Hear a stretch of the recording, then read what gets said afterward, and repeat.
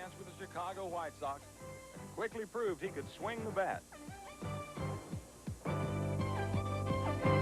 In his first 5 seasons, Chet twice hit 300 or better and has averaged 286 overall.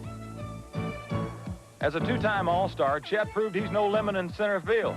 In fact, he once set an American League record for most putouts by an outfielder in a season.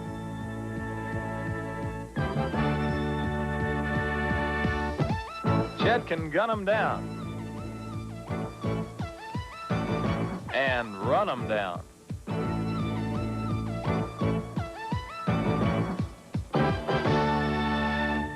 Man, those are some great catches you made, Chet. Thank you, Oz.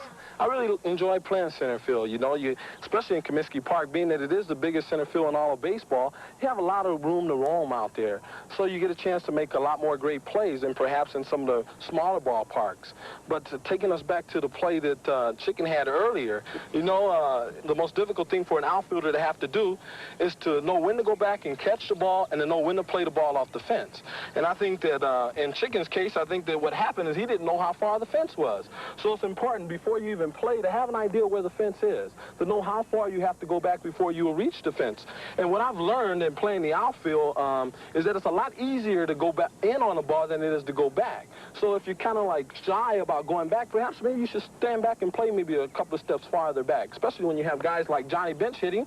You don't want to stand, you don't want to play shallow and a guy hit the ball, a fly ball over your head. And Chicken, if you're going to play center field, you're going to have to get some shoulder pads and helmet. Nowadays, many fences in the majors are padded, but outfielders still must know how to play them. The wall can be a helpful stepladder or an injury threat. It's important to know where the wall is, check it out with a look, and know the warning track. The action is critical at the wall. Home runs disappear there, and so do outfielders. And gloves. And baseballs. Goes to prove you can't win them all at the wall. All right, this is going to be a good one right here, Chet. Come on, Chet! Come on, Chet! Come on, Chet! Come on, Chet! Chet! Come on, Chet! Woo! You think you can do it? Yeah! Well, let me see, Bunch. All right, come on, Chet! Hey, pick it up, Kate. There you go. Super, right there. There we go. Good play. That's the way it has to be done. Here we go, Louis. Now pick the fence up, Louis. You got to pick the fence up. Pick the fence up, Louis. Oh, you did everything good, but sometimes you have to take a glance. Now, while you're going back, even if you don't have to go all the way back, have an idea where it is, and then you pick the ball up. Then you can go in and get it. But if you don't know where the fence is, see, you're kind of like, you're thinking, well, am I close to the fence now, right? So you got to remember, have an idea where the fence is, and if you have time like that, it was a high fly ball, pick it up, take a look at it, because you have plenty of time. The ball is in the air, right? Okay, here we go, Freddie.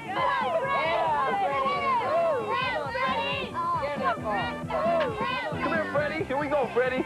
Pick it up, Freddie. There you go. Super. There you go, Freddie. All right. Oh, boy, Freddie. Excellent. Who we got next here? All right, Chicken. Let's go, Chicken. Chicken, let's go, Chicken. Show them how it's done, Chicken. Number 1, Chicken. All right, Super play, Chick. All right. Super. All right, then. The Chick is awesome, isn't he? Okay, then. Look at the Chick. Here we go, Rick. Okay, pick up the fence now, Rick. Nothing you can do about that one. Hey, Johnny, what's the big idea? Say the homers for the season, okay? Tell you what, Bunch, I hate to disillusion you, but that ball right there would have been caught in most ballparks. You see this 200 feet right here? In most ballparks, it's 400 feet to center field. And in our ballpark, it's 440 feet. You can put this ballpark in our ballpark twice.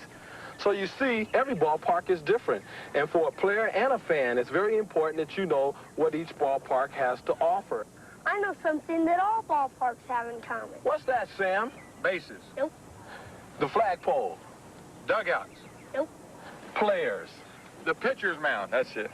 National anthem. Foul line. 7th inning stretch. Balls, bats, gloves, Umpires. It's got to be umpires. I don't know anything else. What else could it be, John? What is it, Sam? Peanuts, popcorn, ice cream. Sam, I know you. The baseball. Taking a tip from Sam, the bunch broke for lunch. It was a beautiful day. We had a nice, shady picnic table. What could be better than fried chicken? Unless you're a chicken.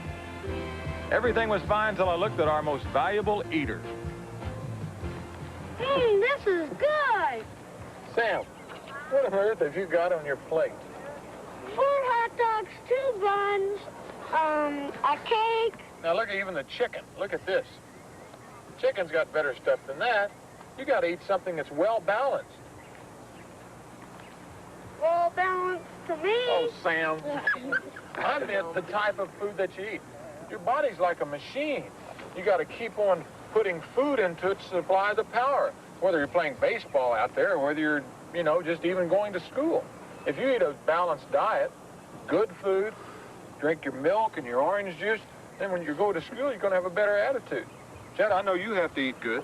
It's very important, especially when you're talking about playing like a major leaguer, 162 ball games. There's no way that you could eat hot dogs and have cake and things like that and drink a lot of pop and be able to endure a 162-game schedule.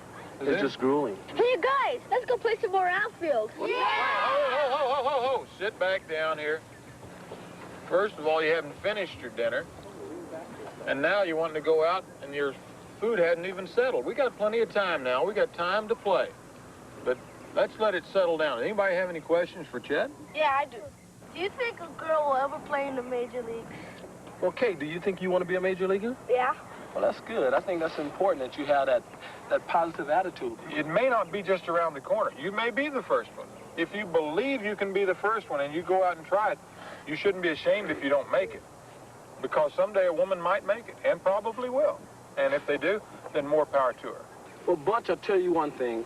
You have to remember that you have to endure a great deal if you're going to be the first girl baseball player. Because I can remember 35 years ago, it was the first black ball player that ever played in the major leagues. His name was Jackie Robinson, and he got the opportunity with the Brooklyn Dodgers in 1947, thanks to Branch Rickey, who had the courage and foresight to sign him. But it was Jackie himself who showed the greatest courage, winning the Rookie of the Year award despite facing racial prejudice and the pressures of being the first black major leagues.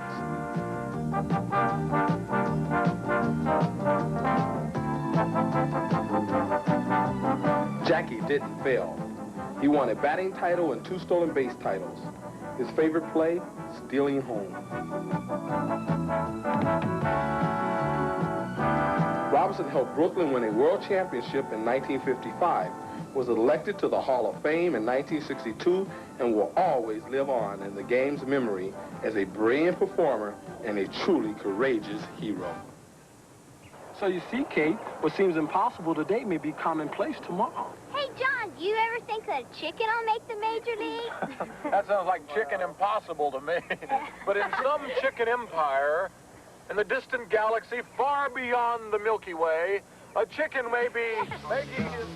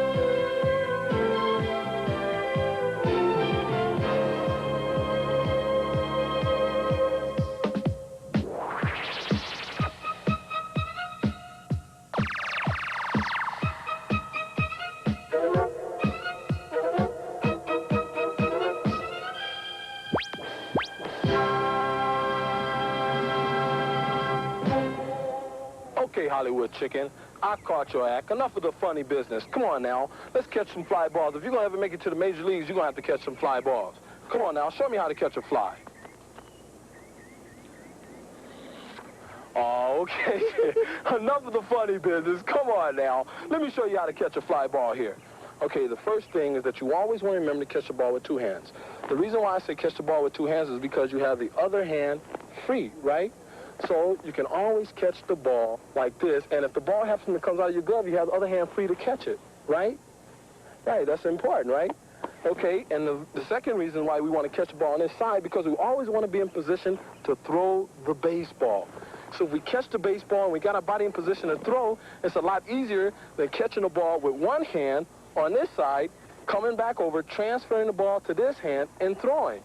You see, that's a lot of time in between, chicken. And when you have guys like Willie Wilson and some of the other guys in our league that run fast, every time it takes you this much time, they're taking 3 or 4 steps. And by the time you decide to throw the ball to home plate, they're sliding. So it's very important that you remember 2 hands and on this side. Okay, Bunch, now we've seen the way some outfielders catch the ball. Chet has shown you to get it over here and throw from this side. Well, now we're going to see him throw. He's going to be the outfielder. You're going to be the base runner. I'm going to throw fly balls to him. You're going to tag up and try to score. Now, you cannot leave the base until after he catches the ball. I'll try to help you yelling go when he catches the ball. All right, in line. Kate, you be first, all right? Kate, if you stand in that position, you can't watch the outfielder catch the ball, can you? Now you can see it. All right, are you ready? All right. Fly ball to center field. Uh-oh, that's deep. Go! Atta girl. All right, good slide. Come on now. Move around. Here we go, Ozzy.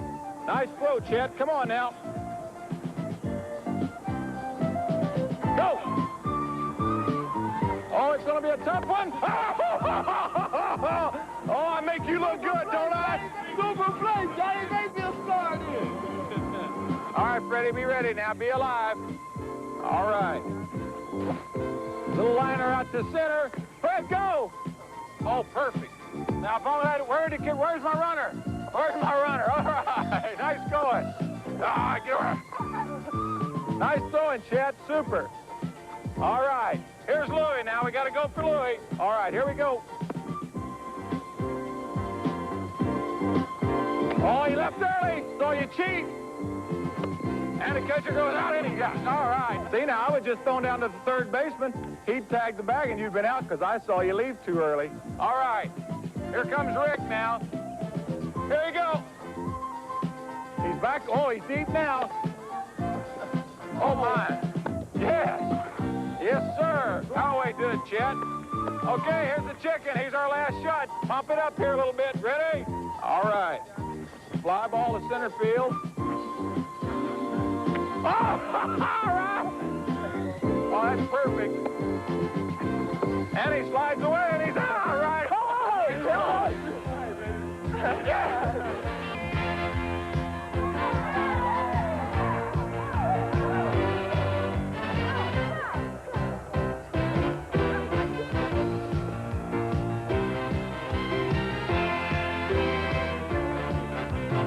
Okay, there's enough money.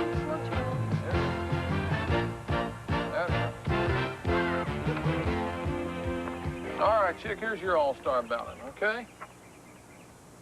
Okay, Bunch, now listen up. This is an all-star ballot. You can get it at the ballpark.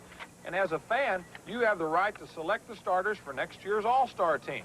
So make sure you pick the people you think deserve it, because this is quite an honor. Now, if you have favorites, go ahead and choose them, but don't get carried away. I'm voting for Chet Lemon, that's for sure. Well, Chet's pretty good, but so is Reggie Jackson. I'm voting for Pete Rose. And, of course, Johnny Bench. Well, I'm voting for Pete Rose, Tom Seaver, Ted McGraw, Davey Lowe, Bucky Dant, Johnny Bench, Jim Rice, and Chet Lemon. Michelle, that's all the people that were on the baseball bunch. Were you ever in an all-star game, Johnny? Yes, I played in several, Freddie. And let me tell you, it's an honor and a lot of fun. The all-star game is more than just a baseball game. It's the biggest party of the whole season. Hey, that guy looks familiar. Oh, there's the name on the back. Yeah, well, let me tell you, he was happy to be invited. The first All-Star game was played way back in 1933, and in the very next year, National Leaguer Carl Hubbell used his screwball to make history. He struck out Babe Ruth, Lou Gehrig, Jimmy Fox, Al Simmons, and Joe Cronin, 5 Hall of Famers in a row. 1946, American leaguer Ted Williams blasted a Rib Sewell blooper pitch for a home run. In one of the best all-star performances ever, Ted went 4 for 4 with 2 homers. In the 1950s, the All-Star Game's biggest bat belonged to Stan Musial, a National Leaguer. In 1955, Stan the Man hit a 12th inning home run to win the game. Musial hit a total of 6 All-Star homers, which is still a record. Willie Mays was another great All-Star performer. He played in 24 All-Star games for the National League and batted higher than 300 against the American Leaguers' best pitchers. In the 1971 All-Star game, Reggie Jackson hit a gargantuan blast to help the American Leaguers to a victory, their only win since 1962. In that same game, a young National League catcher also hit a home run. Not bad, huh, Bunch?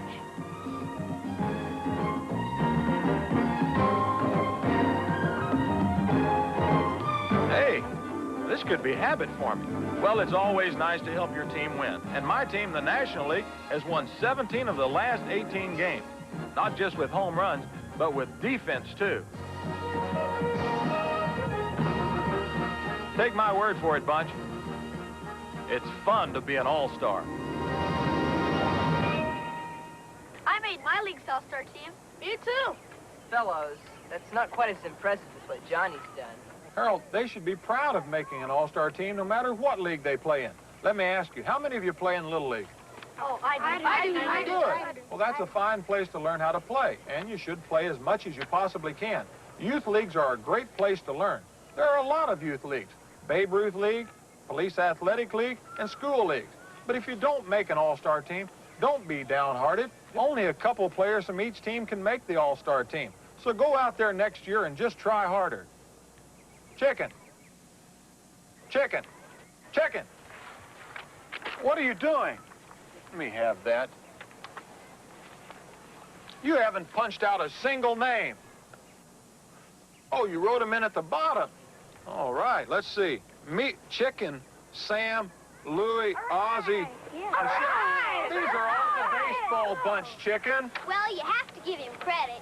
At least he stands by his teammates. All of us. Great Wizard, what are the words for today? Michelle just said the magic words. And they are words worth remembering. Stand by your teammates. That means not only in the good times, but also offering support to a player in times of trouble. Baseball is a team sport. And if you yell at your teammate, you might as well be yelling at yourself because you're both in this thing together. Baseball requires communication and cooperation among teammates. And it can be awfully lonely when you make mistakes. Wherever we go, whatever we do, we're gonna go through it together. We may not go far, but sure as a star, wherever we are, it's together. Wherever I go, I know he goes. Wherever I go, I know she goes. No fits, no fights, no feuds, and no egos. Amigos, together. Through thick and through thin, all out or all in. And whether it's win, place, or show. With you for me and me for you, we'll marvel through whatever we do together, wherever we go. You should never criticize a teammate. If someone makes a mistake, give them a pat on the back or a word of encouragement. Everyone will feel a lot better. So don't forget, stand by your teammates. Nobody wants to be the one to make the error or strike out. And everybody feels badly when they make a mistake. But a little encouragement can work wonders. All right, sound advice again from the Wizard. He always gives us that good advice. What did we learn for today? Rick? know where the fence is and try to go all the way back to the fence before you catch the ball. Yeah. Good. Yeah. Also, know the ballpark you're playing and eating in. Oh, yeah. What else, Louie?